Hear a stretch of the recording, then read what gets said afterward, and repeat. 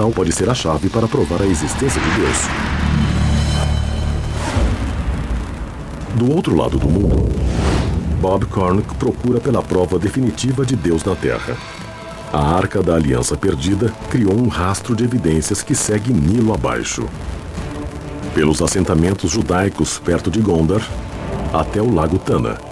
E agora, seguindo pistas encontradas em Tanakirkos e na antiga lenda etíope, Cornuck chega a uma pequena cidade no norte da Etiópia.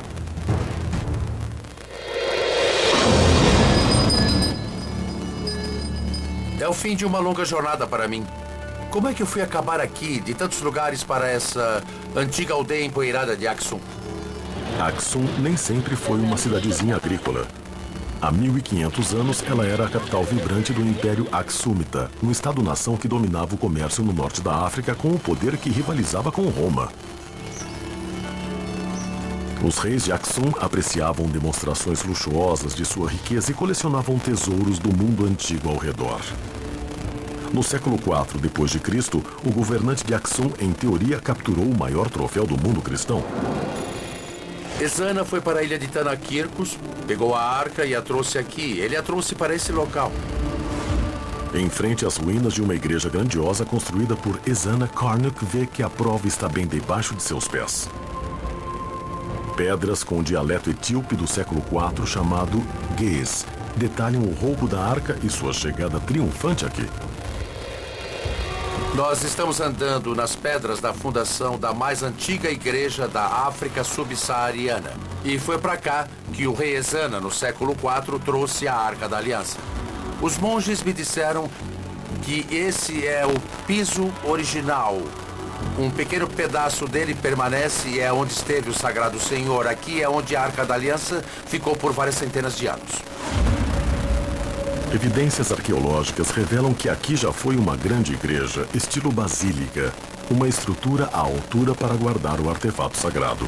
Dá para ver que essa igreja tinha uma bela decoração pelas esculturas daqui. Não eram somente blocos de pedra, não foi uma simples igreja. Isso é o que chamam de piscina batismal. Deve ser isso ou pode ser um local de banho, onde os sacerdotes se lavavam antes de irem para ver a Arca da Aliança.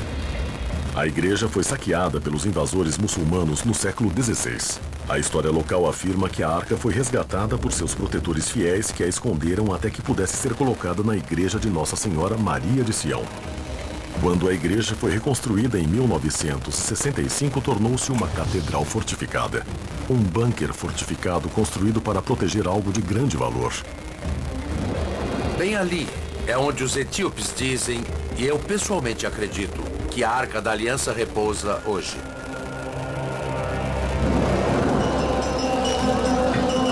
Os moradores de Aksum acreditam que a Arca e os 10 mandamentos estão dentro de uma catacumba altamente segura. Um esquadrão de adoradores dedicados é a primeira linha de defesa. Voluntários equipados com rifles de assalto vigiam esse local dia e noite. Ele disse, há 6 anos, eu sou guarda dessa igreja. A segurança desse local é muito severa. Mesmo se um intruso conseguir passar pelos guardas armados, há um outro sistema de segurança dentro da igreja. E não é só um edifício grande, com a arca sagrada dentro. Na verdade, existe uma sequência de corredores ali dentro, como um labirinto. Dizem que os corredores são feitos de concreto e são muito estreitos, com curvas bem fechadas. É impossível se mexer ali carregando um objeto grande, como a Arca da Aliança. Mas hoje, ele não vai chegar mais perto.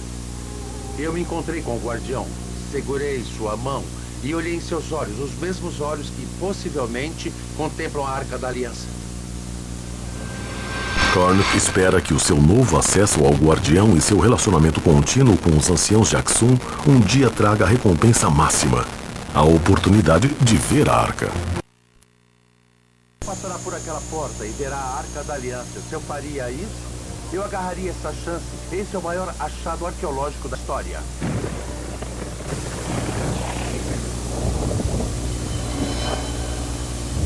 A busca por evidências científicas de Deus se estende desde os maiores objetos do universo até os menores. Grenoble, França, a casa de um laboratório enorme. Localizado a mais de 150 metros de profundidade e abrangendo a fronteira de duas nações. Essa é a linha de frente em busca de algo que poderia rivalizar com a importância da Arca da Aliança na corrida para achar as provas da existência de Deus. Uma micropartícula subatômica chamada partícula de Deus. Mais conhecida pelos físicos como o bóson de Higgs, a teórica partícula de Deus pode ser um elo perdido. Se for detectada, poderá mudar todo o nosso entendimento do universo e pode alterar para sempre o debate sobre a existência de Deus. As partículas são de dois tipos. Há basicamente as partículas de matéria e as partículas de força. As partículas de força podem se empilhar uma sobre a outra, e isso é o que chamamos de bósons. Muitos físicos de partículas acreditam que o bóson de Higgs seja a partícula desconhecida que dá massa a toda a matéria no universo. O bóson de Higgs é muito diferente de todas as outras partículas que conhecemos. A coisa que faz o bóson de Higgs especial é que mesmo no espaço vazio, ele está lá. Ele fornece um meio através do qual as outras partículas se movem. E é por isso que, em última análise, as partículas como os elétrons ou quarks adquirem massa. A melhor analogia seria imaginar um meio como a água, o melaço ou o ar. Conforme você se move através deles, eles resistem um pouco. Então é possível imaginar que se corrermos pelo ar, conseguiremos ir muito rápido. Se tentarmos correr pela água ou por um melaço, vamos ficar mais lentos. Então, a grosso modo, é isso que o bóson de Higgs faz com todas as partículas da natureza.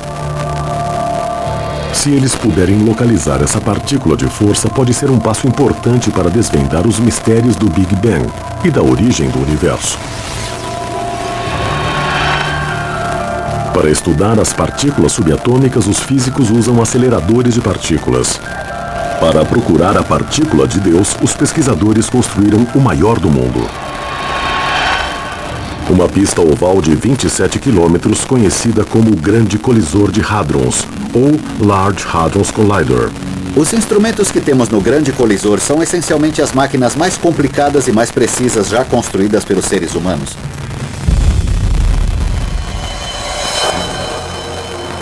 Nós pegamos os prótons e os aceleramos muito próximo à velocidade da luz. Até o ponto em que a velocidade não tem importância, o que importa é a energia. E então essas partículas têm mais de 1000 vezes a energia que um próton teria se estivesse parado. Aumentando a energia conforme eles aceleram em direções opostas, dois feixes de prótons são colocados em rota de colisão. Quando eles sofrem a colisão, o impacto resultante explode cada um numa cascata de partículas ainda menores, incluindo diferentes tipos de bósons. As colisões entre os prótons têm tanta energia que geram uma enorme explosão de partículas diferentes. Os próprios prótons possuem quarks e gluons dentro deles. E o que na verdade ocorre é que um dos quarks ou um dos gluons de um próton colide com uma das partículas constituintes de outro próton e dá para ver uma grande chuva. As máquinas no interior do colisor podem detectar e medir a maioria dos tipos de partículas liberadas nessas colisões. E se os cientistas conseguirem encontrar essa possível partícula, será um divisor de águas. Sua descoberta poderia levar à até então chamada teoria do todo, que poderia explicar o momento da criação. Se retrocedermos a história, se voltarmos no tempo, a teoria do todo nos ajudaria a explicar o Big Bang e facilitaria na compreensão do que ocorreu naquele momento. Da humanidade. O Grande Colisor de Hadrons. O acelerador faz colidir em feixes de partículas subatômicas com energias que se aproximam daquelas encontradas momentos após o Big Bang. Essas colisões permitem aos cientistas sondar os menores blocos constituintes da matéria e energia. Como Einstein diz que E é igual a mc², a energia é proporcional à massa. Se quiser fazer partículas mais pesadas, vai precisar de mais energia, o que significa que é necessário construir máquinas cada vez maiores. O objetivo: encontrar o bóson de Higgs, mais conhecido como a partícula de Deus. Sua descoberta poderá revelar um modelo padrão, uma teoria que resume o nosso conhecimento de mecânica quântica, eletromagnetismo e física de partículas. Encontrar o bóson de Higgs seria realmente um triunfo da imaginação humana. É o último ingrediente da física de partículas do modelo padrão. A última peça do quebra-cabeça. Mas o modelo padrão sozinho não pode nos dar uma compreensão completa da natureza. O modelo padrão não leva em conta a gravidade que todos nós sabemos que existe. Então não estamos procurando somente o bóson de Higgs no colisor. Estamos procurando por todo tipo de coisas. Algo que os físicos gostariam de encontrar seria uma espécie de teoria do todo. O modelo padrão serve muito bem para as forças que conhecemos, o eletromagnetismo, as forças nucleares. Se pudéssemos pôr a gravidade ali dentro, poderíamos ter tudo o que existe no universo. Os cientistas esperam que a partícula de Deus possa ser um trampolim para a teoria do todo. Uma única equação que descreva todas as forças fundamentais da natureza. Gravidade, responsável pela evolução de estrelas e galáxias. As forças nucleares, responsáveis pela união de toda a matéria.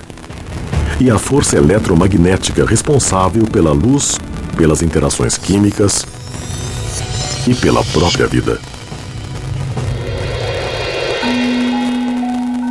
O problema real da teoria do todo é que pode haver uma teoria do todo. Em outras palavras, pode haver um pequeno conjunto de regras, de leis da natureza que simplesmente dão conta de tudo o que acontece em toda a história do universo. Nunca há nenhum desvio dessas leis, não há nada diferente dessas leis, não há nada além dessas leis. Descobrir essa teoria poderia ser essencial para a nossa compreensão de como o universo começou. Uma das coisas que a teoria do todo precisa fazer é unir a gravidade com a mecânica quântica. É o que se precisa para entender o Big Bang. O Big Bang foi um momento em que havia partículas ao redor, então a mecânica quântica é importante, mas o universo estava se expandindo muito rápido, por isso a gravidade era importante. Cientistas americanos acreditam ter encontrado o mais forte indício da existência do bóson de Higgs, a chamada partícula de Deus, que teria um papel fundamental para entender a composição física do universo. Luiz Fernando Silva Pinto, depois de 40 anos de pesquisas, esse mistério da física finalmente vai ser desvendado? Boa noite, André. Os sinais são bons. Físicos hoje poderiam estar carregando bandeiras com os ídolos deles, né? Einstein ou Peter Higgs, poderiam estar batendo bumbo, parando o trânsito, porque o time deles, nesse momento, está muito bem no campeonato. Mas como físicos são ultra cuidadosos, essa descoberta, se for confirmada, é potencialmente uma das mais importantes das últimas décadas. Eles querem que a certeza seja total e, portanto, vão esperar um pouco. Vão esperar para ver se nos próximos meses a quantidade monumental de dados produzidos por colisões de partículas continuam mostrando sinais da existência do bóson de Higgs e não anomalias provocadas, por exemplo, por problemas na calibragem de instrumentos. Ninguém espera um momento de eureka. A confirmação vai estar na percentagem. Ou seja, se o índice de resultados similares for alto, isso vai tornar impossível ignorar o fenômeno. E não é fácil observar essa partícula, André. Imagine ver a sombra de uma pessoa no chão. Não é preciso ver a pessoa para saber que ela está lá. Mas se a luz atrás da pessoa for infravermelha, tudo muda. Os olhos não veem a sombra, mesmo que a pessoa continue lá. O que o físico Peter Higgs propôs em 1964, junto com outros colegas, foi que a massa de tudo que existe, cada partícula, de cada átomo, de cada molécula, de cada objeto, de um grão de areia a uma estrela como o Sol, tudo isso vem de um campo que nós não sentimos, não ouvimos, não conseguimos tocar, mas que está presente no universo. É um campo que envolve tudo,